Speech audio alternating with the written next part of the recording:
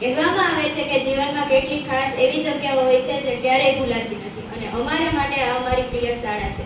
આજે અહીં ઊભા રહીને બોલવું મારા માટે ખૂબ જ ભાવુક ક્ષણ છે, કારણ કે આજે અમારી વિદાયનો દિવસ છે. અહીં બે વાતો થઈ રહી છે કે થોડું દિલમાં દુઃખ છે અને ખુશી પણ છે. દુઃખ એ વાતનું કે અમારે અમારી પ્રિય શાળાને છોડીને જઈ રહ્યા છીએ, અને ખુશી એ વાતની કે હવે અમે અમારા જીવનના રસ્તે એક નવું ડગલું ભરી રહ્યા છીએ. અહીં શાળા એ એક શિક્ષિત થવાનું સ્થાન નથી, પરંતુ એ અમારી સુંદર યાદોનું ઘર છે.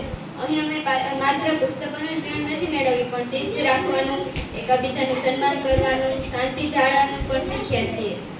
અને મારા શિક્ષકો, તમે માત્ર અમને પાઠ્યપુસ્તકોનું જ જ્ઞાન નથી મેળવ્યું, પણ તેમણે અમને માર્ગ બતાવ્યો છે.